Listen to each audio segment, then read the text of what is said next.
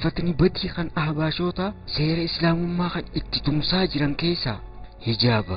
Amantiin islaamaa intalti dhalaa takka qaamasii dhiira alagaarraa akka sattarattu akkaan barsiisuudhaan naamusa saalaa eeguudhaaf tattaafatullee jaarsi fitinaa Abdullaan Hararii immoo ejjennoo tana dhabama galcha. Kitaaba Sariihul Bayaan jedhamu mujallada 2ffaa fuula 110 irratti akkuma argitanitti salaata keessattii fi salaata alattis intalti dhalaa takka huccuu qaama maxxante uffachuun haraam akka hin ta'in ifaa ifatti dubbannaa hogguu jedhu hijaaba islaamummaa uffata warra dhiyaatti jijjiiruudhaaf hogguu tattaafatanii agarra. Mujallada 2ffaa fuula 107tti akkuma argitanitti saalli intala dhalaa sattarame jechuudhaaf ulaagaan halluma uffisuudha. Kofoo maxxantuudhaan qaama isii mul'isullee jechuudhaan islaamni intalti dhalaa qaama isii kan jaarsa isii qofa agarsiisuuf hayyamameef badii irratti jeynoomsan. Gargalchaadhaan uffata warroota dhiyaa islaamummaan akka hayyamame fakkeessan. Harkaamee kunu wallistoonni warra dhiyaa uffata qaama isaanii irra laxxafatan, uffata raapbii fi jinsii yoo halaal jedhaman naamusa meeqaatu badii keessa seenaa. Ilaalcha jallaa kana qabatanii ahbaashoonni Libaanos kitaaba isaanii kan Manaaral Hudaa jedhamu irratti hijaaba faashinaa wal qixxeessine jechuudhaan kan dhaadataniif dhugaa islaamummaa seetaniiti.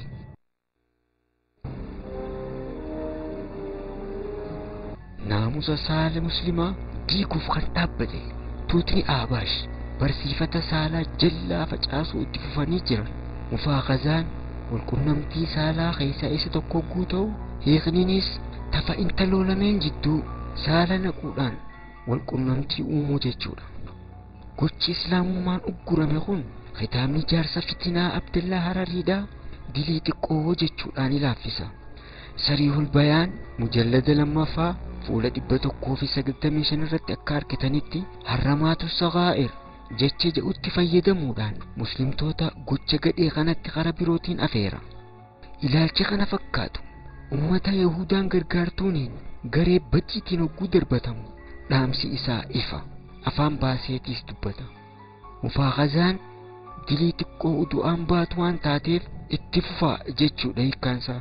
Subhaanallah, dhugatti muslimaaf boolli qotamtee jirti. Bittiin badiidha ammallee itti fuftee jirti. Amantiin hundinuu walqunnamtii saalaa tan dhiiraa fi dhiiraa akkaan komatan. Keessaafuu barsiifanni islaamummaa karaa kanaan cimaadha. Gochi kun kan rabbiin haalaan jibbee fi kan uggurame ta'uusaa Qur'aanii nu barsiisa.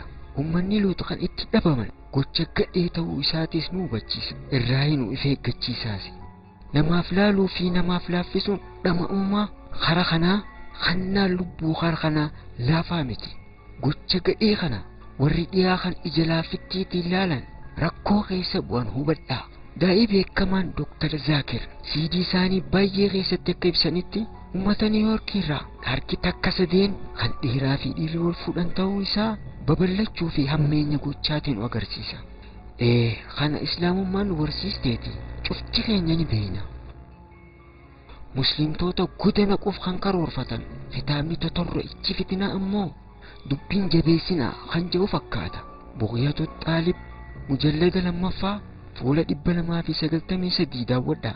Akka iskiriina irra gartanitti jaarsi jaartii isaa karaa taa'atiin walqunnamtii godhu haraami malee gocha badiitii miti jechuudhaan gocha laaffisuudhaaf akka walqunnamtii qushaashaatti uumama fakkeessuudhaaf yaalamee jira.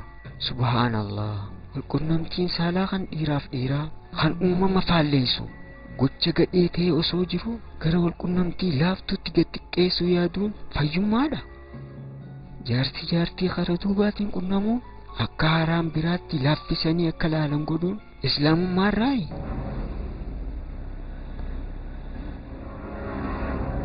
Yahudoonni dhalaa muslimaa kabajaa rabbiisiif kenne keessaa baasanii qullaa isaan oofuudhaaf hogguu ni hawwan. Kunoo ammas illima biraa qopheessaniif. Jaarsi fitinaa Abdullaan Hararii kitaaba isaa kan Sariihul Bayaan jedhamu mujallada 2ffaa fuula 162 irratti intalti dhalaa takka saalasii dhoofannaan shittoo godhattee deemtus haraam ittiin ta'uu hamma dhiiraa harkisuudhaaf itti yaadin ittiin hunjaa. Subhaanallah. ergamaan rabbii hadiisa isaanii keessatti nadhuun shittoo godhattee dhiira harkisuuf deemtu takka sharmuuxa jechuudhaan jabeenya gochaa nu ibsanii osoo jiranii Abdallaa Hararii garuu yoo karoorfatteen teenumaan qabuu jaan. Isaan baran muslimtittiin akkan akka taatuufi barbaadanii uffata itti maxxanu tan uffattu shittoo dibattee urgaa facaasaadhaa qalbii dhiiraa harkisuudhaan isaan harkisuudhaaf osoo hin ta'in ifumaaf ifurgeessuufi jechuudhaan tan ibsossobdu. Rabbiin quraana keessatti akkana nuun ja'a. والله يريد أن يتوب عليكم ويريد الذين يتبعون الشهوات أن تميلوا ميلا عظيما. ربين توبة تيسن سنراك إبلو دفدا إسانوهم فدي إساني جل ديما ديبي لغا أكا ديبي أمبربادا. سورة النساء آيات ديدمي في تربفا.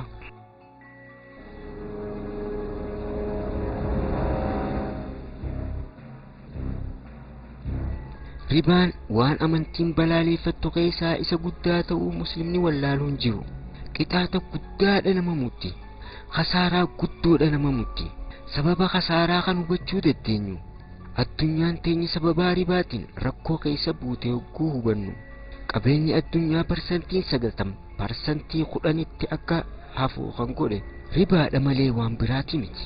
Qumaariinis quraana keessatti rabbiin hojii shayxaanaati jedhee kan arrabse hogguu ta'u hojii fokkottuu rabbi yaadachuu nama dhorkitee namaa fi nama walitti buuftu ta'uun isii ni beekama. Hawaasni muslimaa akka ummataatti hojii fokkottuu lameen kanarraa fagaatee kan ture ammoo arra dullootaan fatanaan guddoon isaan mudattee jirti. Ribaa fi qumaarrii kan kaafiraa yoo ta'e halaaliitii jabaadha jechuudhaan muslimoota rakkoodhaaf kan afeeran sheekhu shayxaan muslima muddamsiisa. Akkam baariinis diin fakkaateetitti dhiyaata.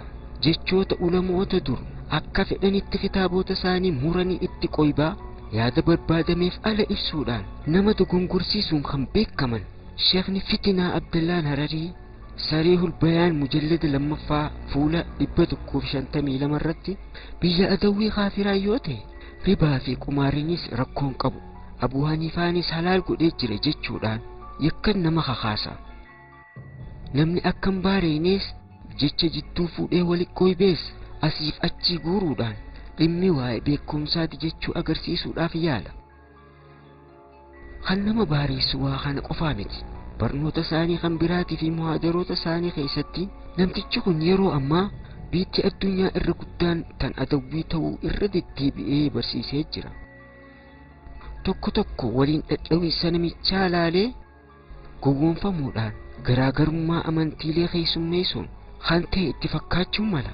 Dhugaa isaa kan hubannu immoo ilaalchi isaanii bu'aa hawaasaa ta'uu fi walitti dhufeenya Yahudaatii hogguu adda beenye. Waan lameen olitti ibsame hogguu waliin maknee suuraan inni nuuf kennu akka barsiifata jaarsa fitinaatti ribaa fi qumaarrii yeroo ammaa bakka hundatti kan hayyamame ta'uudhaa miti. Muslimtoota maallaqa najisaa kanarraa fagaatee tureef qaanyii guddoodhaa miire. Subhaanallah. Bakka tana akeekkadha. Hawaasa gadhaanaa nuu ala jiraatuuf ribaa liqeessuu akka dandeenyu kitaaba shari'aa teenyaatiin nuuf hayyama Yahudoonni jedhan. Qabeenyi isaan addunyaarra kuufatan kan ribaatii fi kan qumaaraarraa argame. Waan kana ta'eef ribaa fi qumaarii bakka hundatti babal'achuun caalatti kan fayyadu nama biraa osoo hin ta'in Yahudootaaf akka ta'e waan namayyuutu hubatu.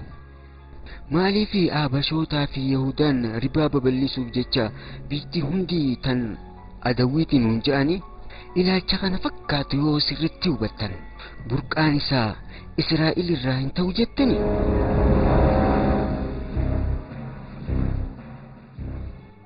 Kitaabottiin jaarsi Fitinaa Abdallaan Hararii maxxansu keessaa haala nama daguu barreessuudha ture. Kana keessaa tokko kitaaba gareensaa duraan maxxansitee fi kitaaba amma maxxanfamu jidduutti garaagarummaan argamtu lakkoofsa baraa kan addaati. Akkuma beekamutti uummanni muslimaa lakkoofsi ittiin fayyadamu akka lakkoofsa hijiraadhaa guuta'u dhaloota isaatii waliin kan wal qabate ammoo lakkoofsa bara Awurooppaa fayyadamuuf hogguu barbaadan mi'ilaad yookaan bara dhalootaa kan jiru hogguu ta'u qubeen kana bakka buutu miim kunis muslimtoonni bara isaan itti dhalate ibsuudhaaf malee dhaloota isaatiin addunyaaf dhiifamni godhamuun muslimtoonni akka ittiin amanne ta'uudhaan agarsiisti. Kitaabottiin biyya arabaatti maxxanfamanis qubee miim tana yookaan bara dhalootaatti fayyadamaati turan. Kitaabni Abaashootaa garuu haalan beekamne bara dhalootaa kan jiru kana bakka bu'aasii rahamaa yookaan qubee ra jettu kana fayyadamuu eega jalqaban bubbulanii jiran. Kitaaba Sariihul Bayaan kan bara 1995tti maxxanfame miim jechuudhaan kan kaa'e yogguu ta'u kan bara dhiyeenyaatti maxxanfaman ammoo raadha filaniif maaliif ilaata? kitaaba Ad-Daliilu Shar'ii kan bara 2004 maxxanfame mujallada lammaffaa maxxansa lammaffaa fuula 3 raa kan jedhutti fayyadame. Maqaalatu Sunniyyaa bara 2008tti kan maxxanfame maxxansaa 8ffaa fuula 3 raatti fayyadame. Siraax al-Mustaqiim kan bara 2002tti maxxanfame maxxansaa 11ffaa fuula 2 irratti raa kan jedhu fayyadameeti arkina.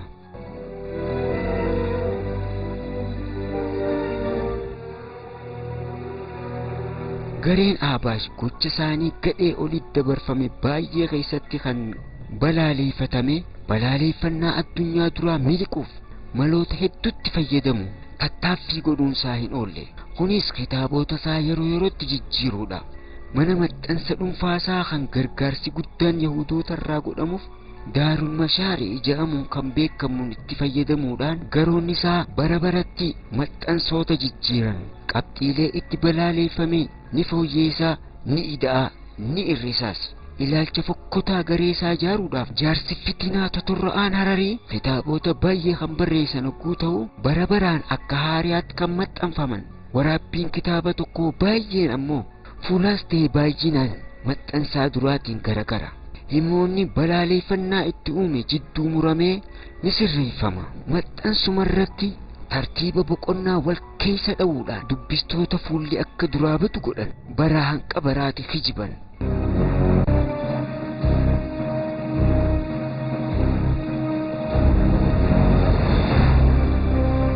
Qabxiilee itti aantu akka fakkeenyaatti haa ilaallu.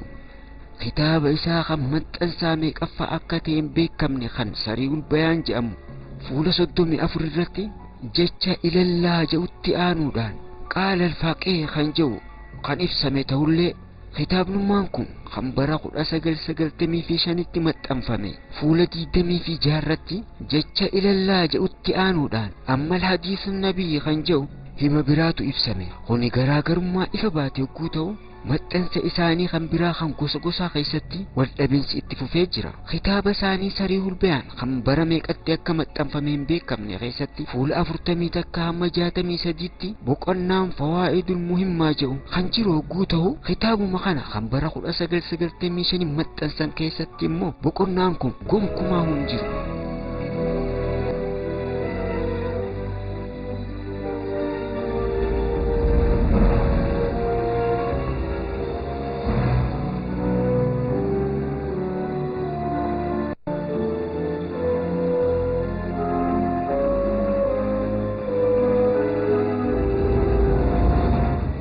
Dabalataan kitaaba isaanii kan baran qabne Sariihul Bayaan keessatti fuula 86 irraa ilaa hanqa 113tti fuulonni argaman. Kitaabuma kana kan bara 1995 maxxanfame keessatti waa takka illee hin arginu.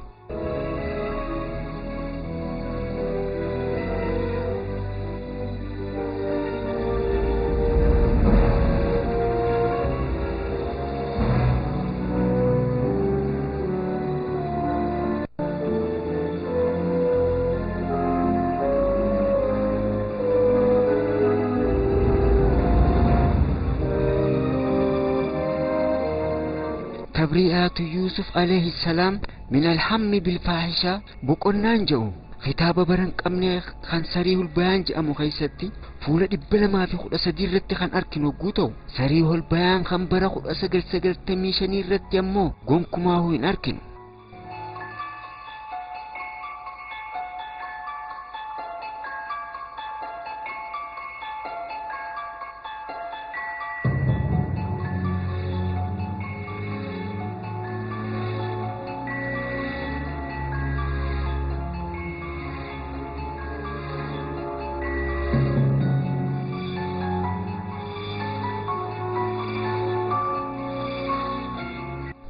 fakkeenya biraa haa laallu.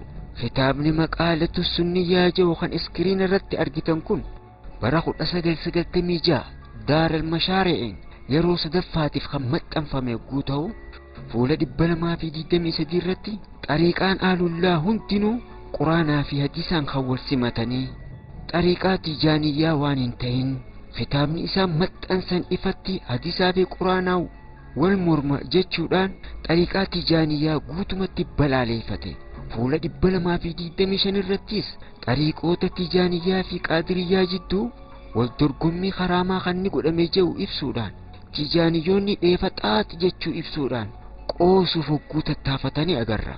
Kuni hawaasa suufii biratti mormii itti kaasuu isaa eega hubateen booda bara 2008tti kan maxxanfame kitaabuma kana maxxansaa 8ffaa irratti akka gartanitti wal hadiis kan jedhutti aanee kan argamu jechoota tijaaniyyaa itti balaaleeffatan muranii baasaniiti jiran. Asuma keessatti tijaaniyyaa balaaleeffachuu isaanii waakkataniiti jiran. Kunis gareen Ahbaash jedhamtu tun kitaabota bararraa baratti jijjiiruudhaan qabxii itti qomatame sirreeffachuudhaan ummata gowwoomsaa jiraachuusaa sirritti namaaf ibsa. Rabbiin waa eegu.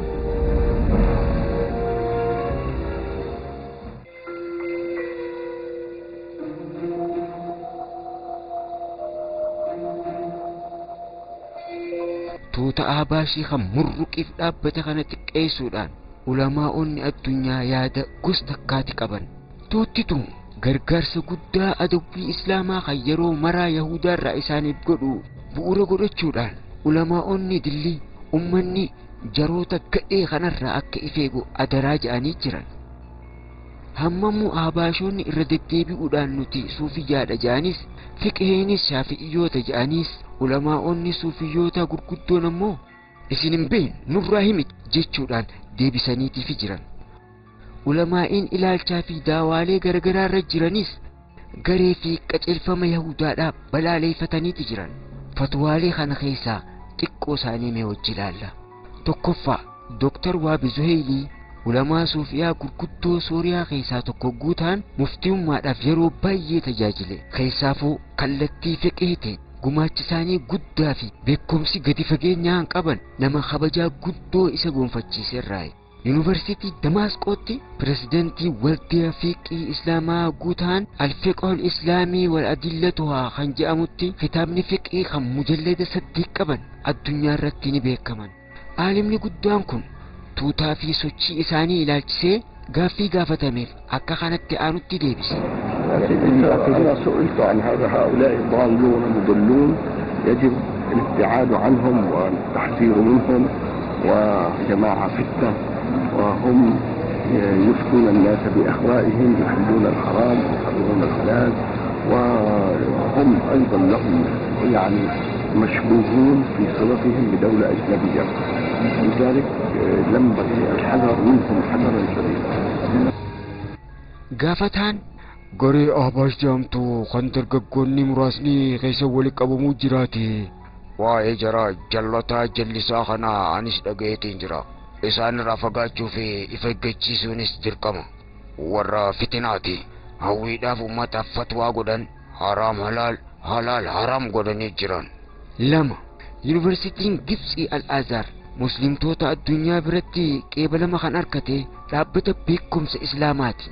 Mazhaba Shaafi'iyaatiin akkaan cimuusaa kan himamuuf dhaabbanni kun Ahbaashoota irraa akka ifeenuuf fatwaa kan kenne yogguu ta'u weebsaayitii islaamaa gurguddaa addunyaatii fi buloogoota irratti argachuu ni dandeenya. Azaarii fi Daaral Iftaa Al-Masriyyaa bakka bu'anii fatwaa kan kennan Piroofeesarri Usulul Fiqh Dr. Ali Jum'aa guutaan bara 1993 irraa eegalee ulamaa'ii guddaa muftii Gibsii ta'uudhaan tajaajilan irraa akka kanatti aanutti dubbatee jira. Gareen Ahbaashootaa kun kan hordoofu Abdullah Al-Harayi Al-Habashi yogguu ta'u ajandaa ifa beetii fi kan dho'isaatis ni qaban. Gubbaarra yoo laalan gareen gara fiqheetiin Shaafi'iyyoota, aqidaadhaan ammoo Imaamu Abu Hasan Al-Ashaariyyiin kan hordofu ta'ullee keessatti garuu karoorri isaanii aqidaa islaamaa balleessuu fi muslimtoota waliin dhowwuudha. Keessaafuu adawwii islaamaa irraa kafaltii fudhachaa kan hojjetan qaxaramtoota Yahudaati. Sheekni dabruudhaan ammaas akkana jedhan. Abdallaa Hararii bakka hundatti yaa'ii akka kaasan barattoota gorsee jira. Fakkeenyaaf qajeelfamni saayinsiilleen osoo nafne walitti bu'uudhaan Ameerikaa keessatti qiblaan sirrii miti jechuudhaan kan yaa'ii kaasan hogguu ta'u, Jaappaan keessattis gocha wal fakkaatu raawwatanii jiran. Qabxiilee biraa dila eega kaasan booda Dooktarri dhaabbata Islaamaa kan tuuta kanarraa if eeggachaa jiran baay'ee maqaa tuquudhaan fatwaa isaanii xumuran. Sadaffaan Hee'aat Kibaar al-Ulamaa hayyuu muslimtootaa baay'ee kan hammate dhaabbata fatwaa kan hogguu ta'u, sarara daawaa salafiyyaatiin dhaabbata fudhatama guddaa qabu. Tuuta Ahbaash jedhamu ilaalchisee ulamaa'ii gurguddoo hirmaachisuunii fi akka mallatteessan godhuudhaan fatwaa fi amantii dogongoraa kan tuuta Ahbaash qabxiilee hedduu eega ibseen booda fatwaa itti aanu kanneeti jira. A. Firqaan Ahbaash jamaa jallattee. B. Fatwaa tuutaa hordofuun abadan hin gahu. C. Mirguma fedheenuu oduu isaanii amanuun hin barbaachisu. Afraffaa Pirezidantii ulamaa addunyaa kan ta'anii fi ejjennoo isaanii tan madaalawaa taateen kan beekamu Imaam Profeesar Dr. Yusuf Al-Qardaawii if eeggannoon tuuta Ahbaash kitaaba isaanii kan tuuta fatwaa ta'etti Fakaawa Al-Mu'aasiraa mujallada sadaffaa fuula 685 irratti akka itti aanu jedhee jira. Garee Libaanos keessatti ijaaramte eegaan dhage baroottiin dabartee jirti. Ilaalcha faagaa dabre barsiisuudhaan Libaanos keessatti jeequmsa uumanii jiran kallattii daboo taatee fi ilaalcha badaa tamsaasaniiti jiran. Kuni ammas aqiidaa fiqiis ta'ee ramaddii naamusaarraa qarshii daabaa kan amma ummanni maallaqatti itti fayyadamu dirqama zakaatii ala godhe daabaa fi meetaa ala kan jiru kan seeran tahin meeshaa walirraa bitanii jechuudhaan ribaa maallaqa waraqaadhaa hayyameeti jira. Dooktartichi dabree ammas akkana jedha. Daangaa tokkoon maletti walitti makaa dhiiraa fi dhalaatis hayyamee jira. Miidhaaleen kanaa alaa kan uuman ammas muslima yaada isaaniitiin adda ta'e hundaa'uu kafarsiisuudha. Ulamaa'oota duriis ta'e ammaatis kafarsiisee jira. Sheekul Islaam Ibnu Teemiyaan barataa isaa Ibnul Qayyimii fi ilaalcha isaanii warra ijaarame hundaa'uu kafarsiisee jira. Toohida Arabiyyatti argaman babal'isuudhaan kan beekame Sheekh Muhammad Ibnu Abdul Wahaabiis kafarsiisee jira. Ulamaa bara keenyaa irraayis Sheekh Abdul Aziz Ibnu Baazii fakkaatanis fi ulamaa baay'ee kafarsiiseeti jira. Dabree ammas dooktartichi akkana jedha. Ummanni jallachuudhaan daangaa dabran kun aqiidaadhaan Imaam Abu Hassan Al-Ashaariyyiidha, fiqiidhaan Imaamu Shaafi'ii naamusaanis Rifaa'iyyaa kan jedhamu xariiqaa Yusufiyyaa akka hordofan dubbatan. Gochaan hogguu ilaalamu ammoo sadeenurraa haalaan fagaatoodha. Ilaalchaa fi naamusaanis yaamisaarii gaggeessaa jiran. Ajendaan isaanii guddaan tokkummaa diiguu, kan gaarii hojjetu shakkisiisuu, hiriira muslimtootaa jidduutti ibidda fitinaa qabsiisuudhaa fi warra diiniif dhaabbate hundatti gufuu ta'uudha.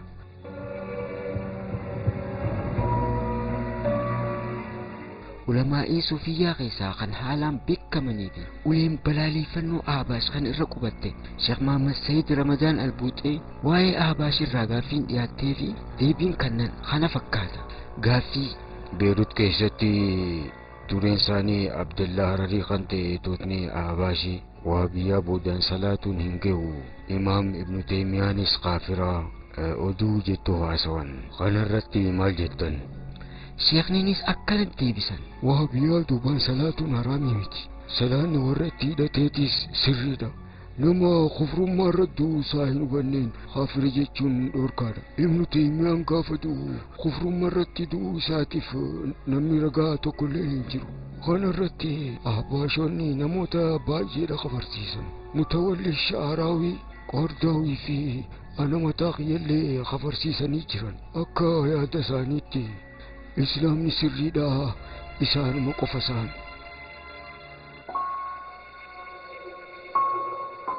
Tuuti Mankaraareessaan Ahbaash jedhamu Awustiraaliyaa keessatti buufata tamsaasaa reediyoo 2MFM jedhamu dhaabee hayyama hariyoonfachuuf bara 2006 hogguu iyyannaa galfate. Dhaabbata muslimaa 36 kan bakka bu'anii fi lakkoofsaan 100 kan gahan ulamaan Awustiraaliyaa bebeekamoon hayyamni isaanii akkaan hariyoomneef kan beeksisan hogguu ta'u weebsaayitiin muslimvillage.com jedhamu akkuma gartanitti gabaase. Pirezidantiin Federeeshinii mana marii muslimtoota Awustiraaliyaadha Amiir Aliitii fi imaama masgida Sidnii Laakembaa Sheekh Taajuddin Al-Hilaali warreen iyyannaa dhiyeesse keessaa mata duree yogguu ta'an haalaa fi gochi ahbaashootaa ummata gidduutti jibbansaa fi waldhabiinsa uumuudha. Haalli kun duuba hawaasa muslimaa miidhuu isaatiin cinatti sablammii Awustiraaliyaa poolisii isaanii kan waliigalaatii wajjin walitti bu'a jechuudhaan ibsan. Iyyannoon dhiyeessatanis ahbaash amantii qeebala hin qabne ummata irra fi'a jechuudhaan ahbaashoota balaaleeffatan.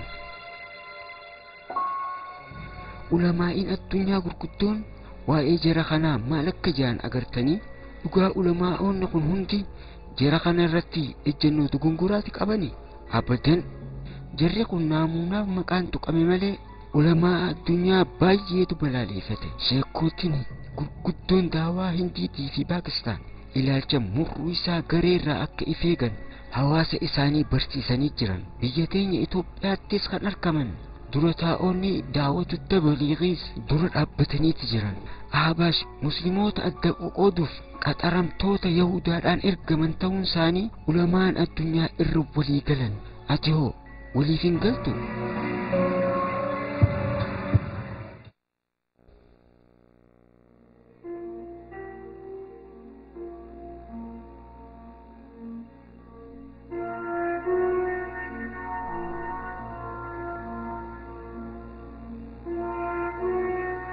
miidhaa fooqii Ameerikaa tallakkuu 911 booda Ameerikaa fi deeggartoonni isaa xiyyeeffannaa isaanii gara Islaamaa garagalchanii jiran. Kunis sababni itti ta'uu danda'e xumuriinsa lola qabbanaawaatii fi faffaca'uu Raashiyaadhaatiin boodatti addunyoota dhiyaa keessaafuu Ameerikaa rakkoo guddoo itti ta'uu isaati. Ameerikaa fi addunyaan dhihaa sodaa Islaamaaf qaban zarii zarmaata si dhabamsiisuudhaaf maqaa shororkeessitootaatii fi mankaraareessitootaatiin Iraaqii fi Afgaanistaan irratti lola dhukaasaatii banan. Biyya waraana itti arguun dandeenyetti ammaas duula aadaatii fi yaadaa bal'aa godhaati turan.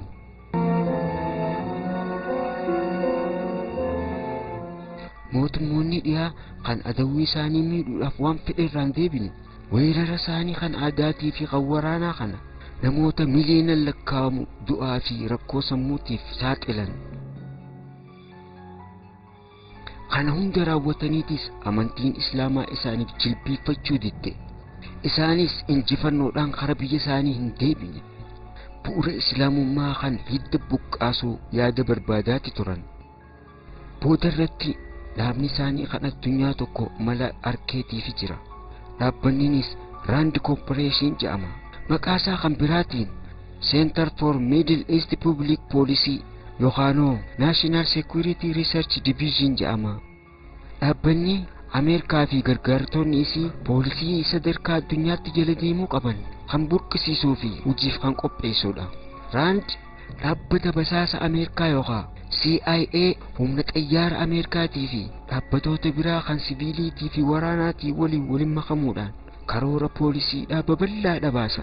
Mala tirfeessaa fi murtiin duraatis ni baasa. Jiddugala bahaattis burqaa lolaatii fi poolisiidhaatis dhaabbatuma kana. Hojjettoota dhaabbataa 1,600 ol ta'an qaba.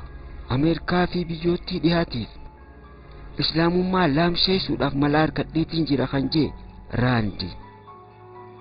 Malli Raandi harkate Islaamota wambadee jechuudhaan laamsheessuudha. Kunis The Muslim World After 9/11 Civil Democratic Islam the Building Moderate Muslim Networks kan jedhamaniin hojii qorannootaa xumuruudhaan addunyaaf beeksisee jira.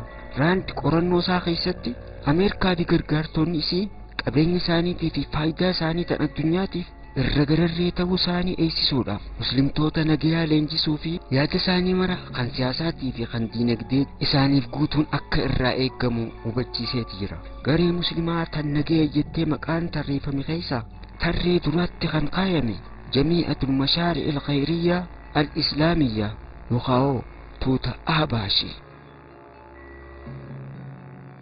Tuutni kun garee hedduudhaan irra gararrummaa warra dhiyaa eeguudhaaf kadeemu akka ta'ee fi muslima qulqulluu akka ta'e Raandi ragaa ba'aaf.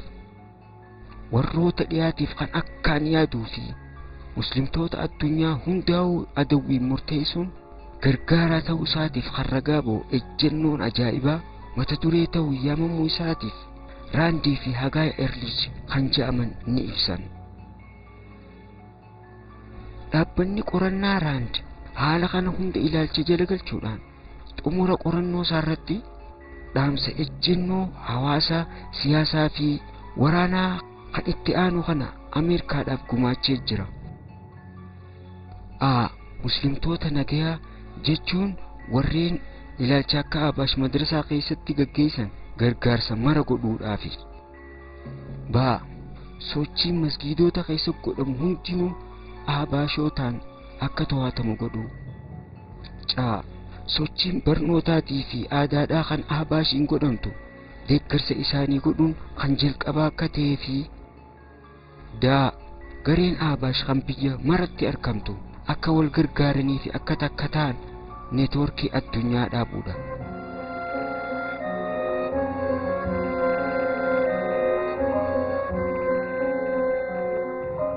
Deeggarsa asii olitti tuqamanii fi gargaarsa godhuu kan qabdu Ameerikaa taatullee harka lafa jalaatiin malee kallattiin akka hin taane Raandii ni eeggachiisa. Kanaaf fakkeenya godhee kan kaasu Abashiif gargaarsi godhamu kun Ameerikaa irraa ta'uun yoo beekame muslimtoota irraa balaaleffannoo waan itti uumamtuufi. Afrikaa bahaa keessaa deeggartuu Ameerikaati jedhamuudhaan tan beekamtu biyyi teenya Itoophiyaan qaama jara kanaa kan farra amantii Islaamaa eega taate turtee jirti. Muslimni Itoophiyaa duree nagayaa kan qabaanne muslimtoonni Islaamaa amantii isaanii qabatanii akka barnoota barachuu hin dandeenye gufuu itti uumuudhaan yaa'ii uumaa kan ture mootummaan Iyaadi hojii manaa kan Ameerikaan itti kennite galmaan gahuudhaaf karoora qabatee sossoo'uu eegale amata 10 ta'uudhaaf yeroo waa xiqqaatu hafeef.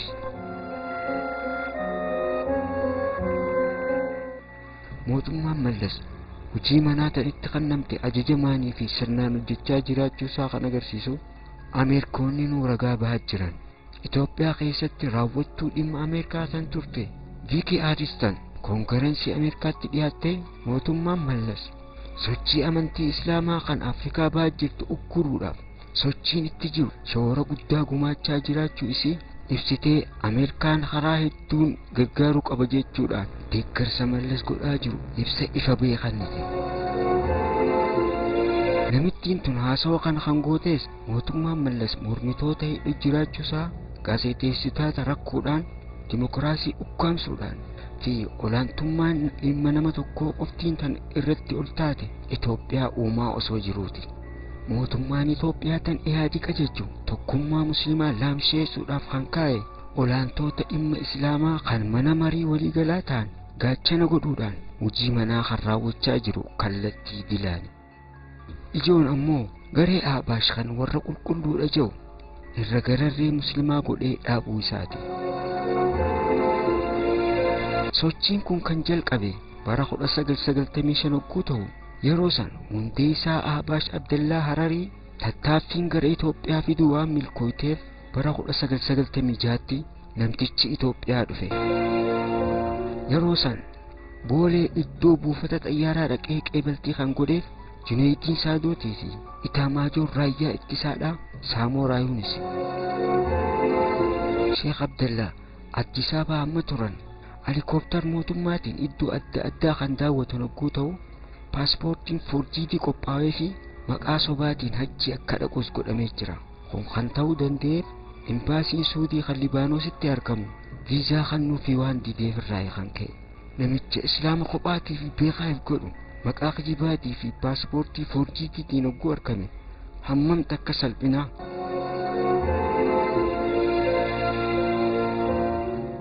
Sheekh Abdallaa Harariin yogguu achi deebi'e yeroo murtooti takka Addis Ababaa kan ture yogguu ta'u imbaasiin kutaa aadaa Ameerikaa fi Ingiliz isa dubbisuudhaaf iddoo inni qubate akka dhaqan bal'inaan haasawamu. Teetii san dura Hagaay Erlich fi namni biraa tokko ilaalcha Abash gara Itoophiyaa naquun akka itti danda'amu qorannoo Raandii irraa ka'uudhaan qorannoo takka akka dhiyeessan taasifamee jira.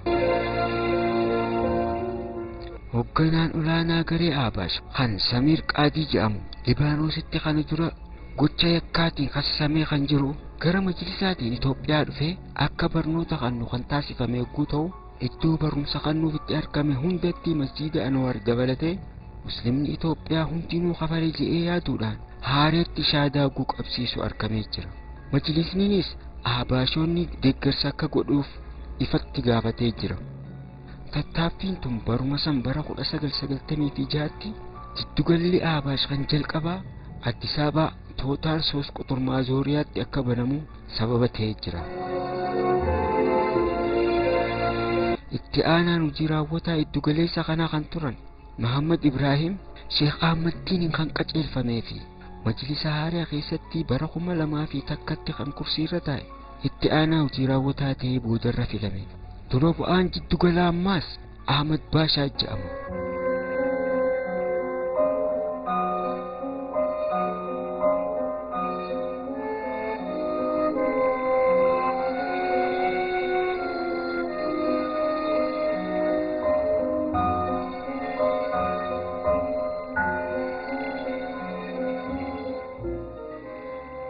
Yeroo sanirraa jalqabee jiddugala san keessatti barsiifatni ahbaash ifatti barsiisota Libaanosii dhufaniin kennamuu jalqabe. Jiddugala ahbaash kan barnoonni itti kennamu maallaqaan deeggaraa kan turan ilaalcha firummaan ni qooddanna kan jedhan warri qabeenyaa tokko tokko abbaa Peetiraam kaampaanii kan ta'e obbo Abdul Kariim fa'aadha. Jiddugalli barattoota barsiisuun sabaa fi sanyiin adda babaasee filuudhaan gara jiddugala guddaa Libaanoositti erguu kan eegale bara 1998 yeroodhaaf warra marsaa duraa iskoolaarshiippiidhaaf gara Libaanos kan ergame nama 37 ta'us jiddugalarraa leenjii gaggabaabduu fudhatanii warreen ba'an barattoota muslimaa yuunivarsiitiitti laaquu jalqabanii turan. Jamaa muslimaa barattootarraa kophaa ba'uudhaan iddoon salaataa kan addaanuufaa kennamu jechuurraa kaasanii gochoota gadhee garagaraa raawwachuu jalqabaniiti turan. Yuunivarsiitiin tokko tokkolleen sababa ahbaashota kanaatiin barattoota muslimaa tokko tokko yuunivarsiitiirraa ari'uudhaaf akka hidhaman taasifamanii jiran.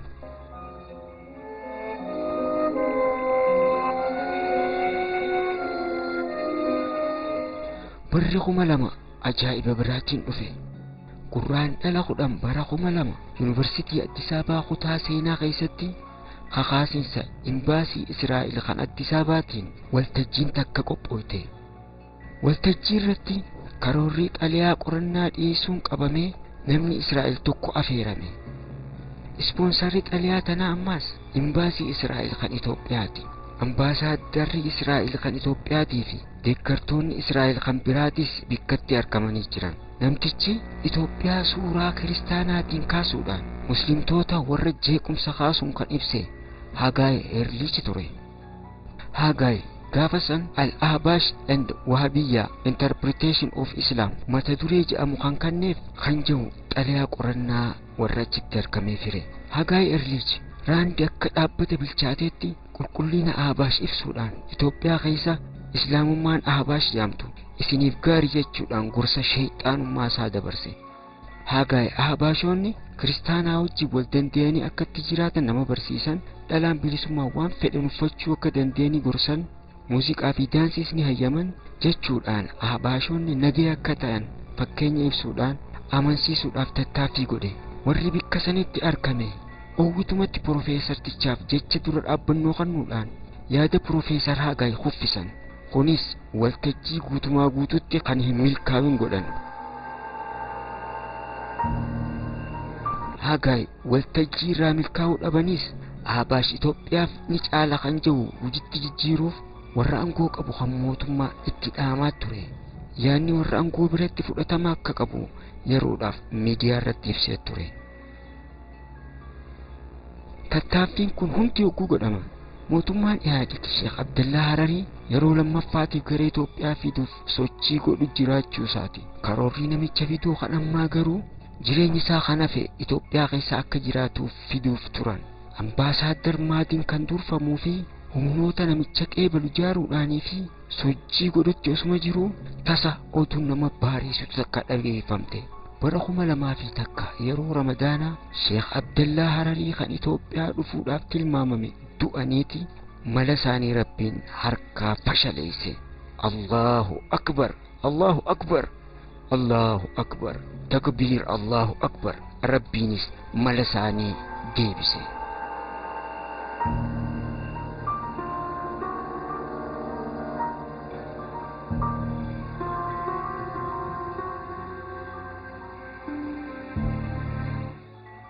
eegas mala isaanii haareetti fo'uudhaan qophaawaa turanii bara 2003tti mala isaanii haaree hojii jijjiiran jabeessiinsa amantiitii fi walitti bu'iinsa gosaa ka'umsaa fi kallattii ittiin furru jechuudhaan sanada fuula 42 qabatanii waraana isaanii muslimtoota rakkaasan.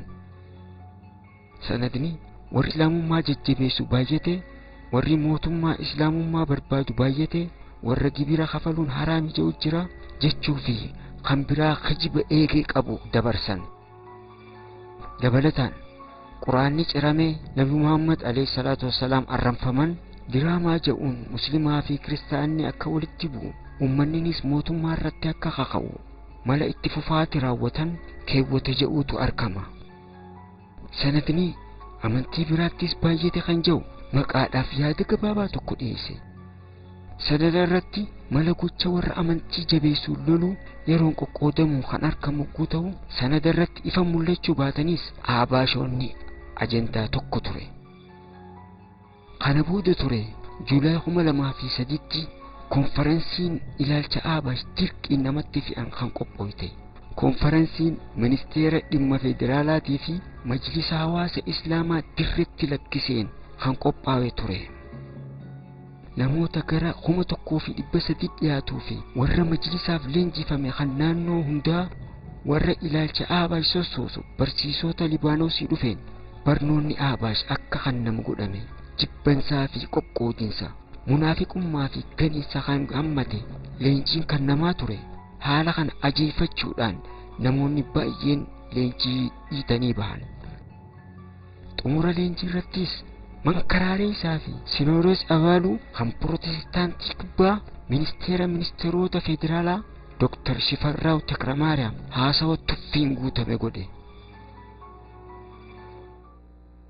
Sirri mootummaa irra gararree fi gararree ta'uu osoo jiru kiristaanaaf keessaafuu matastaan ortodoksii maqaa dha'uudhaan tokko kan galmoone kan galmaa'u je'eetti dhiyeessa.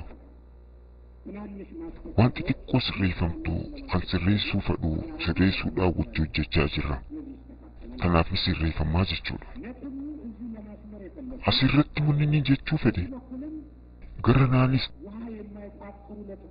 qabxii dhuma hin qabne ibsuudhaan garasiis qabxii dhuma hin qabne fiduudhaan mootummaan kun abaluuf tumsaa nu bira hin jiru barjechaa firaa sassaabduu deeyduutu jiru. Bara 1,400 biyya hunda dura aadaa qeeballee eegaa turre. Har'a rabbi keenya qofaa wajjin murteeffannee kan oofnu siif murteessina jedhanii soso'uun mankaraaristummaadha.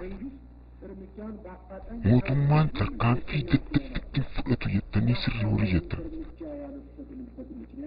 Hatattamatti tarkaanfii wanni fudhatiniif gareen kun eenyu wajjin akka hiriire qabatamaan adda ufa'uufi waan yeroo fudhatu waan ta'eef kana ammas waliin hojjenna isin waliin taaniitti hojjenna.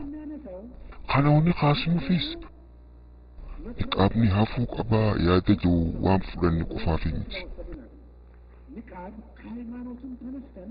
Niqaaba hara amantii irraa kaanee dirqama hara kanaan uffatamuu qaba jedhamee ibsa amantiitiif isiniitu itti deema.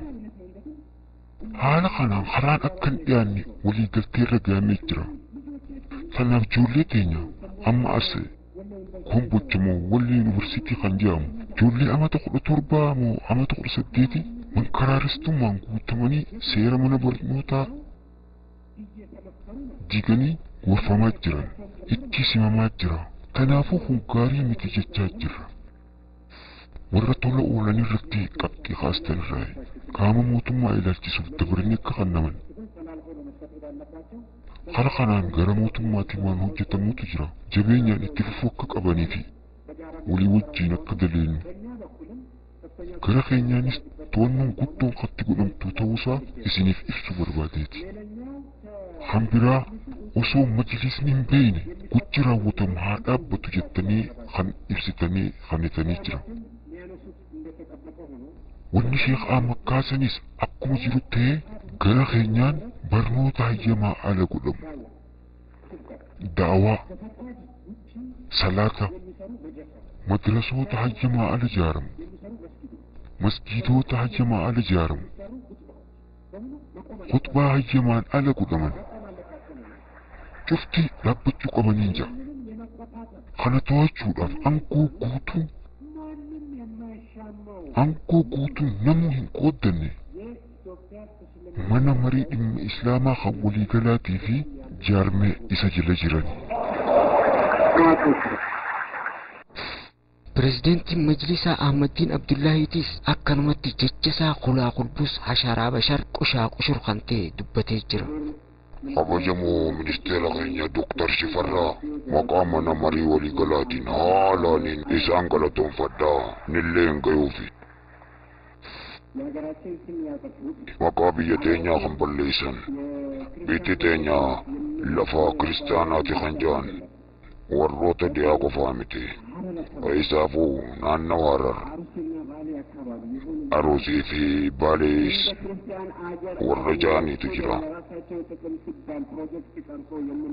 Dhimma isaaniitiif jecha akka biyya kiristaanaa godhanii piroojeektii ijaaranii warri soso'an ulamaa'otaa jira. Kanaaf daldaltoonni maqaa biyya teenyaa gurguran isiniif gahaa jechuu ni qabna. Gara keenyaan mana marii waliigalaatiin iddoon mankaraaristummaan irraa buqqeetu guddoon diineeti jirra. Giddugalli isaanii diigame. Amma booda jaarmee hunda irratti kan argamu ni leenjisna.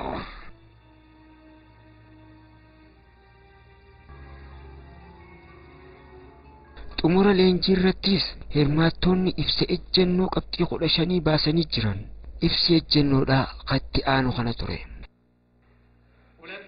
Lammaffaa nuti yuunivarsiitii Haramaa kaampaasii 24ffaa magaalaa Hararitti torbaan lamaaf kan kennamaa ture. Barnoota amantiidhaa kan Ahlussunnaa wal Jamaa Suufiyaa leenjii seena qabeessaa kan fudhachiifnu. Musliimtota biyya teenyaa akaakuu abaaboo keenya kan nurraa eegamee amantii keenya tan osoo laaqamnee fi osoo hin jijjiiramne qeeballee dhaloonni amma jiru karaa sirrii kana qabatee akka deemuu fi gorsa waabiyyaatii fi warreen waabiyyaan umtee jallataaf saaxila kan baane beekumsa gadi fagoo kan ulamaa keenya irraa arganne hawaasa muslimaa kan bakka nu buuseen ga'uudhaaf karaa Ahlussunnaa wal Jamaa Suufiyyaa kanarratti aaddii galla.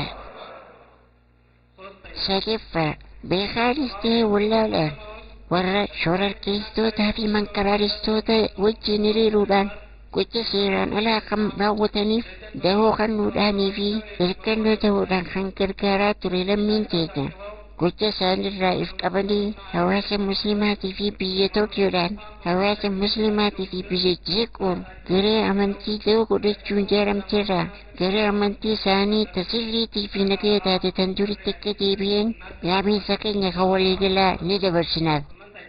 Saddeettaffaa nuti hirmaattoonni walgahii manni marii waliigalaa keenya leenjii amma kan namtatti aansuudhaan hatattaatti bubuutee waabiyyaatii fi mankaraaristoota jaarmee gubbaa hanqa jilaa jiraniif sirna heeraa fi seera eeggateen akka qulqulleessuu cimsinee gaafanna. Dabalataan leenjiin tun kan itti fufte akka taatu ilaalcha hordoftoota amantii kan gadii fi gabbuusuudhaaf waan nurraa eegamu gaggeessuudhaaf cufti keenyaa waadaa ni galla. Saglaffaa madrasoonni biyya teenya keessatti argamu barnoonni kennamu kaarikulama hunda jiddu galeessa kan godhatee fi kaarikulama barnoota biyya alaa ta'uun isaanii beekama. Ta'us akkaataan kandisii barnootaa eeyyannoo gosa akka kan qabanne godhuudhaan yaada haaraa fi jallaa uumuudhaan dhaloota bakka bu'u irratti uumaa fidaati jira. Kanaafuu barnoonni madrasaa kan madrasaa biyya keenyaatti kennamu akkaataa barnoota amantii kan barsiisota amantii biyya keenyaatiin kennamaa turetti qo'achiisuun kaarikulama gosa akka ta'een baasuudhaan barnoota madrasaa xiyyeeffannoon addaa akka kennamtuuf gaafanna. Kurnaffaa daawaa biyya keenyatti godhamtu masgiidotaa fi madrasoonni ijaaramu imaamota masgiida silaachisuu fi barsiisonni madrasootaa kan hayyama ilaalchisee gaaffilee majlisni dhimma islaamaa dhiyeessuun irratti xiyyeeffatee olaantummaadhaan akka hoogganuu fi hayyama dhimma islaamaatiin ala daawaa kan godhan majlisaa fi madrasaa horii dalagan imaamummaa fi madrasaa horii barsiisan gocha isaanirraa akka of sirreessanii fi akka of qusatan ibsinee gaafanna. Kudha takkaffaa biyya keenyatti osoo majlisni hin beekne konferensii seeraan alaatiin godhamtuu fi konferensii seeraan alaatiin amma dura godhamaa turan irrattis mallayni guurame maal irratti akka oolee gara mootummaatiin seera qabeessa jala bu'iinsaa akka godhamu. Xumura leenjii Harar boodaas ummanni muslimaa ilaalcha galtee kana hin qeeballu je'ee diddaa isaa ibsatullee kan isa dhagayu hin arkanne. Warra duraan bara 55tti sagalee kaardiidhaa kennuudhaan ummata muslimaa kan aangoorra isa tursiise kana kan tuffate mootummaan Iyaajik tarkaanfii takka osoo hin deebisne achumaan haalli miidhaa itti fufe. Torbaan boodaas qajeelchaa Aabash Dr. Samir kan jedhamu gara Itoophiyaa afeeruudhaan hoteela Giyoonitti ibsa ejjennoo gaazexaaf akka godhame. Obbo Samir yeroo ammaa Addis Ababaa naannoo Booleeti. Iddoon jireenyaa kan kennameef hogguu ta'u sochii isaaniitis akkaan itti fufanii jiran. Qajeelchaan Aabash kun hoteela Giyoonitti washeesaa tan munaafiqummaa hurgufaatti oole. Musliimoonnis irra deddeebi'anii yaa booquu waa isin irraan tolu jechuudhaan iyyachuu jalqabe. Obboleeyyan dhiiraa dhalaa kan Awurooppaa fi Ameerikaatti argamu mormii isaanii hiriira nagayaatii fi karaa biraatiin illee ibsachaa turan. Garuu eenyu haa dhaga'u?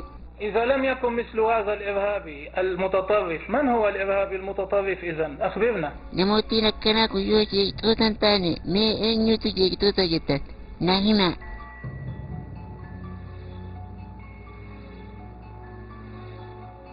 Dr. Shifarraanis mootummoonni waltajjiidhaa Aabash gara Itoophiyaa fiduudhaaf tattaaffii guddoo godhaa akka ture ibsee jira.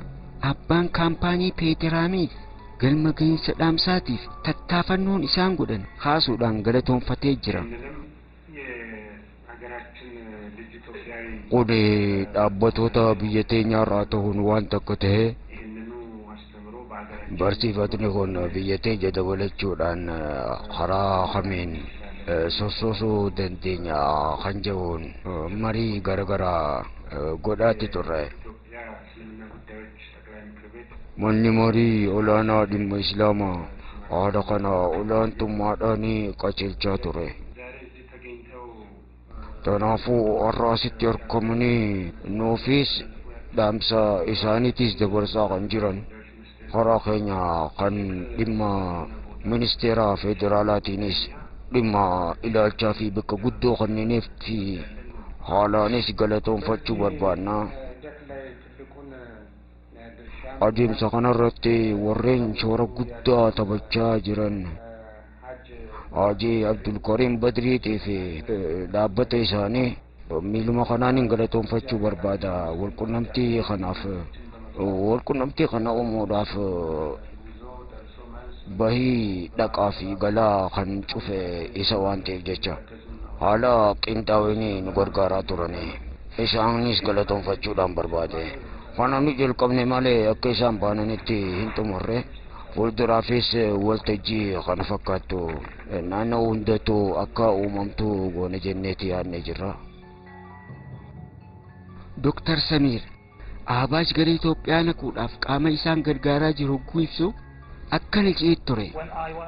Dr. Shifarraan gara Itoophiyaa akkaan dhufu hogguu naafeera haala Itoophiyaa keessa jiru hundaa'u taasiseefii ture osoon isinii waliin qunnamin duratti an akka yaawutti tarkaanfii ministeeronni Itoophiyaadhaa Mallas Zeenaawii Dr. Shifarraa Takla Maariyaamii fi ministeeronni biraa fudhatan Aabashe gara Itoophiyaa naquudhaaf yaaduun isaanii tarkaanfii sirriitii fi barbaachisaadhaan jahan hojii isaanii tanaa fi effortii isaaniif gaarii tanaaf galatoomfamuu qabaniin jaha.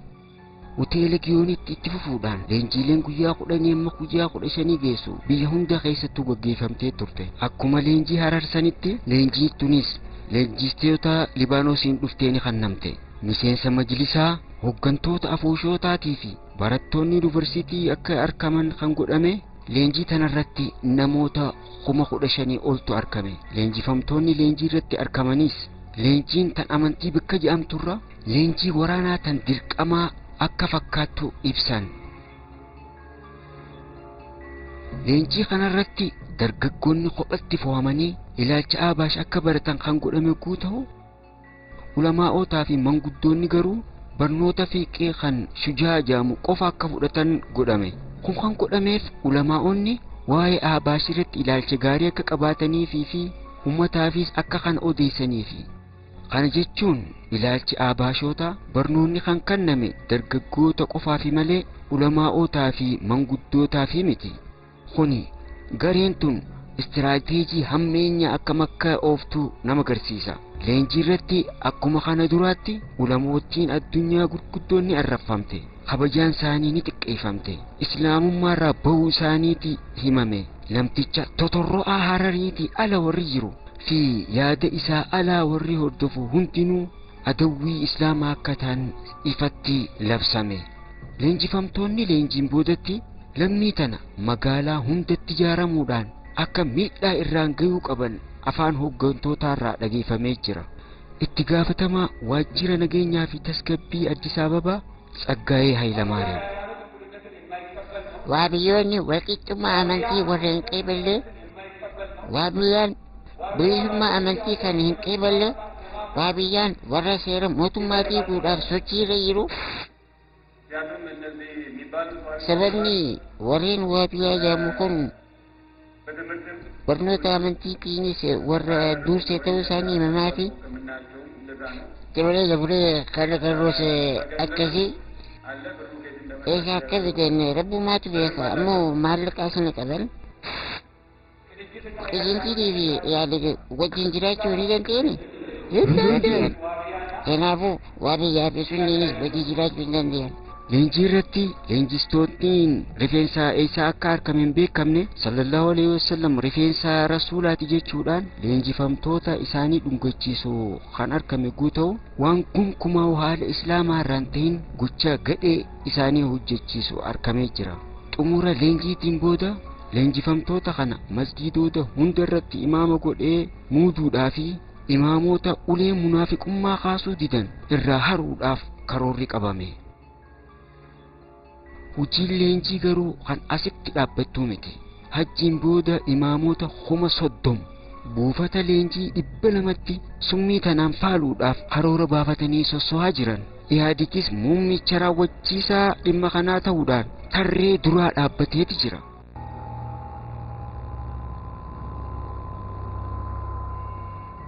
Leenjii tanaaf bahiin maallaqaa guututti kan cufamteen mootummaa Itoophiyaatiin hogguu ta'u, kanas qaanyiidhaan maletti warri majlisaa dubbatanii jiran.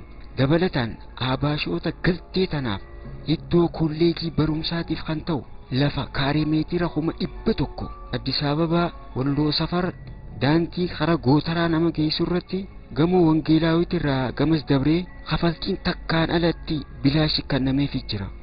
Inumaa lafa bal'innis kaaree meetira 100 miti. Kaaree meetira 100 masgiidatti ijaaruudhaaf argachuun magaalaa Addis Ababaa tan lubbuun namaa meeqatti dhumtutti dachiin bal'oon tun bilaashi kennamuun haalli gadheedhaa fi ilaalcha badaa akka dhuunfate agarsiisaadha.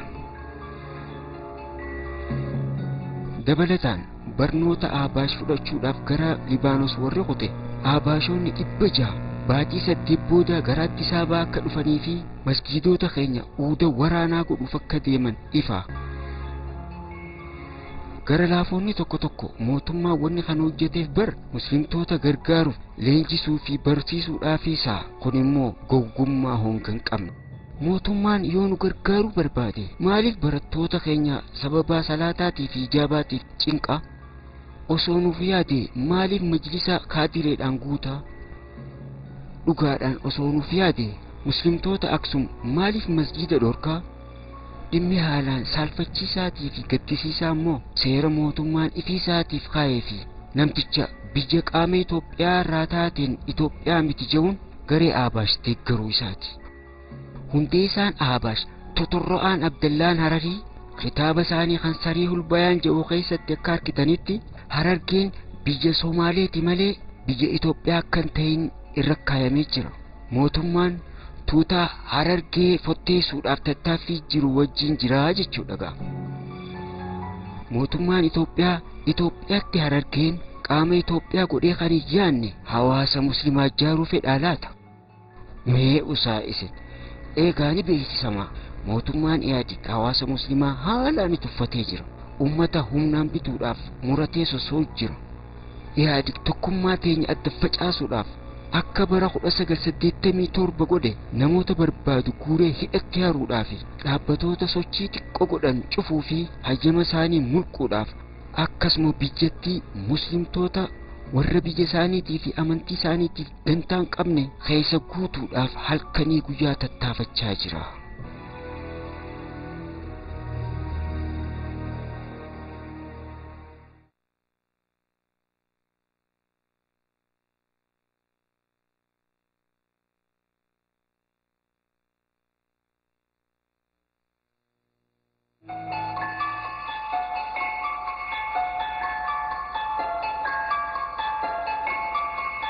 Nugusoota barootaaf Itoophiyaa walitti aansuudhaan bitaa ture atsoota sharrii harkatti miidhaa guddoo qeebalaa ture ummanni Islaamaa dimokiraasii fi walqixxummaa amantiidhaa seera mootummaa irratti eegalabsame amataan booda miidhaalee harayyuun irra deebi'ee keessummeessaa jira.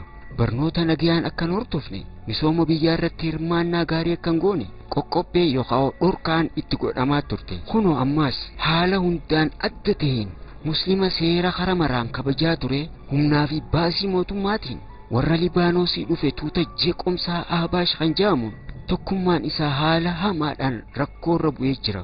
Ulamoonni gurguddoon hafarsiifamanii jiran miidhaan naamusaatii fi amantii dhalaarra raawwatamee jira. Hammamuu Ahbaashonni Itoophiyaa keessa barootaaf jiraatanillee amantii ummataa tuquutti hin geenye ture. Amma garuu mootummaan barmaata Ahbaash hawaasa humnaan qeebalchiisuuf tarkaanfii nama baareessitu godhaa jira.